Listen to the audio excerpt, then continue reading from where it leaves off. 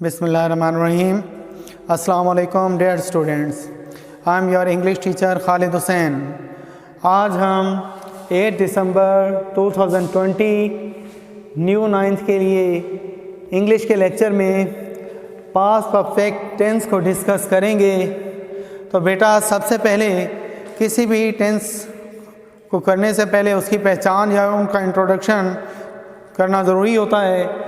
तो ज़माना माजी का ऐसा फ़िक्रा जिसमें किसी काम के मुकम्मल होने के बाद उसके बारे में बताया जाए उसे पास्ट परफेक्ट टेंस कहते हैं।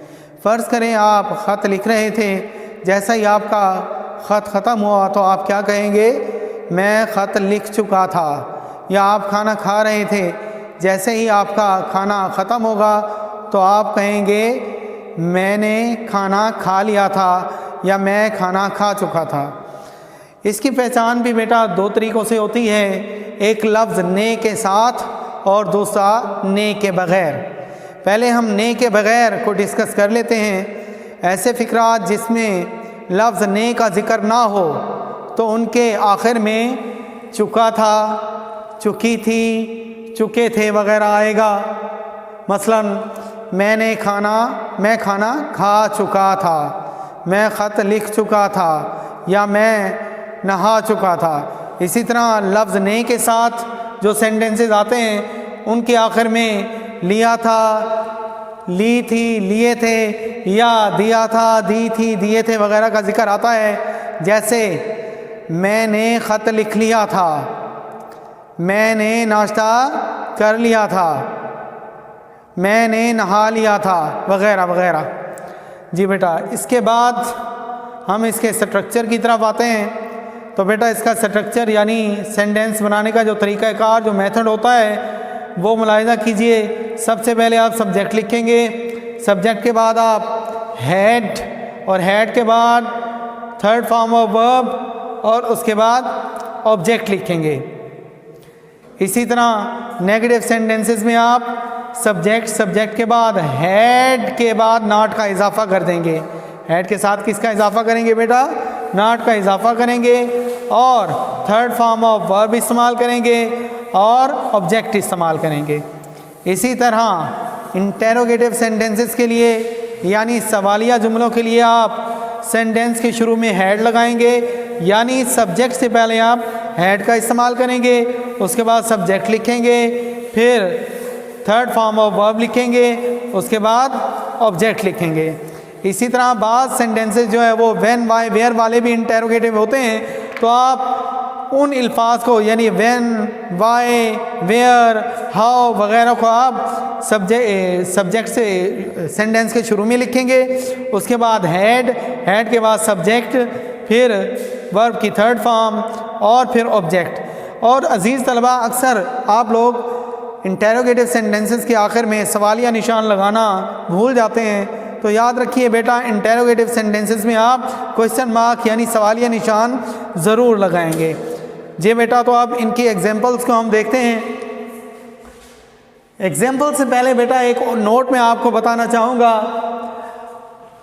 अगर यानी बाद सेंटेंसेस जो है टू क्लासेस यानी दो हिस्सों पर मुश्तमिल होते हैं, तो उनका ट्रांसलेट करने से पहले इस बात को जहन में रखा जाएगा कि जिस हिस्से का, जुमले के जिस हिस्से का काम पहले हो रहा हो तो उसे पास्ट परफेक्ट में ट्रांसलेट करेंगे, उसका तर्जमा पास्ट परफेक्ट में करेंगे, और जिस हिस्से का काम बाद में हो रहा हो यानी दूसरे हिस्से का काम या दूसरे हिस्से का तर्जमा पास्ट इंडेफिनिट में करेंगे। पास्ट परफेक्ट टेंस में जैसा कि आपने स्ट्रक्चर में देख लिया कि हेड और वर्ब की थर्ड फॉर्म इस्तेमाल होते हैं, जबकि पास्ट इंडेफिनिट में वर्ब की सेकंड फॉर्म इस्तेमाल होती है। लेकिन अगर इस हिस्से में डिड का इस्तेमाल आ जाए तो फिर आप वर्ब की फर्स्ट फॉर्म को इस्तेमाल करेंगे। अब एग्जांपल्स को देखते हैं।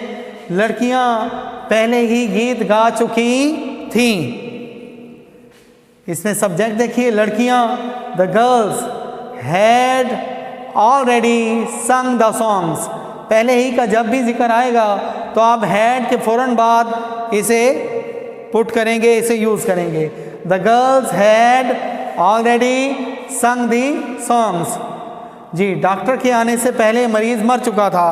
अब इस सेंटेंस में आप देखें कि पहले कौन सी एक्टिविटी हुई है, पहले कौन सा काम हुआ है। डॉक्टर के आने से पहले मरीज़ मर चुका था, पहले बेटा मरीज़ मर चुका था, ये होगा पास्ट परफेक्ट टेंस में। उसके बाद डॉक्टर आया, ये होगा पास्ट इंडेफिनिट में। जी बेटा, पहले मरीज़ मर चुका था, द पेशेंट हैड डाइड। देखिए इसमें पास्ट परफेक्ट टेंस इस्तेमाल किया जा रहा है, हैड के साथ वर्ब की थर्ड फॉर्म इस्तेमाल की जा रही है। उसके बाद पहले की ट्रांसलेट के लिए हमने बिफोर लगा दिया। उसके बाद सेकंड क्लास यानी दूसरे हिस्से की तरफ आते हैं। दूसरा हिस्सा है डॉक्टर के आने से पहले, यानी इसमें हम पास्ट इंडेफिनिट टेंस इस्तेमाल करेंगे। Before the doctor came, past indefinite में वर्ब की सेकंड फॉर्म इस्तेमाल की जाएगी। जी, the patient had died before the doctor came.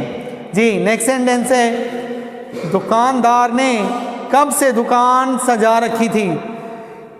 जी बेटा, बात सेंटेंसेस इंटेरोगेशन में यानी इंटेरोगेटिव सेंटेंसेस ऐसे भी होते हैं जिनमें काम के आगाज़ का वक्त पूछा जाता है कि ये काम कब शुरू हुआ। तो उसमें आप सेंटेंस के शुरू में सिंस व्हेन का इस्तेमाल करेंगे।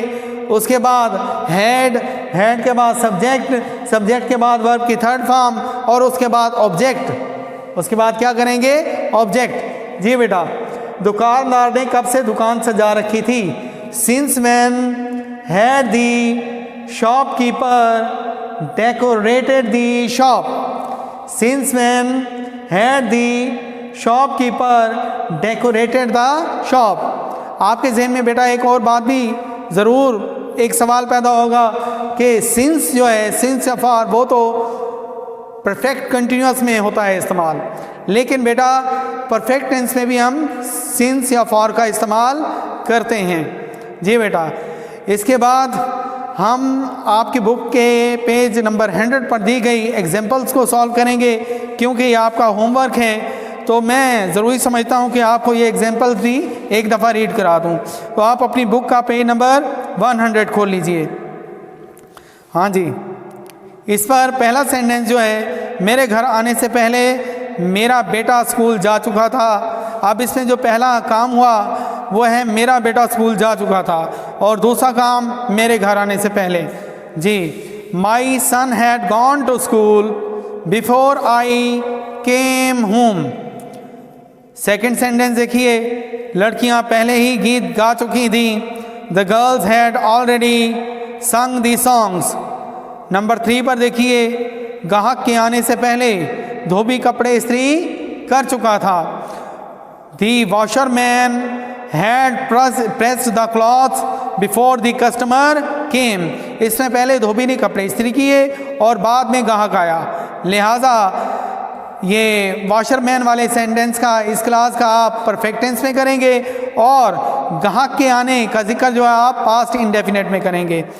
नंबर 4 पर देखिए, मेरे मिलने से पहले मेरा भाई मुबारकबाद का ख़त डाक में डाल चुका था।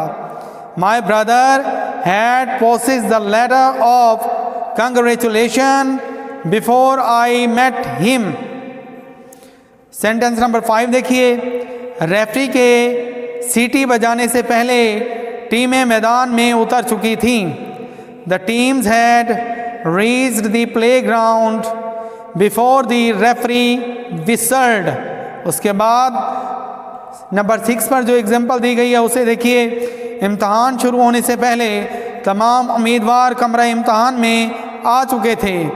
All the candidates had entered the examination hall before the paper began. आप बिगेन की जगह स्टार्ट यानी स्टार्टेड का लफ्ज़ भी यूज़ कर सकते हैं। नंबर 7 पर देखिए बेटा, सूरज निकलने से पहले लड़के फूल तोड़ चुके थे। The boys had plucked the flowers before the sun rose. Rise इसकी फर्स्ट फॉर्म होगी और रोज़ हम इसकी सेकंड फॉर्म यूज़ करेंगे। नंबर 8 पर देखिए, हम पहले ही ये खबर सुन चुके थे। We had already heard this news. Number 9 पर देखिए बेटा, मैं तुम्हारी दरख्वास्त पर पहले ही गौर कर चुका था। I had already considered your application.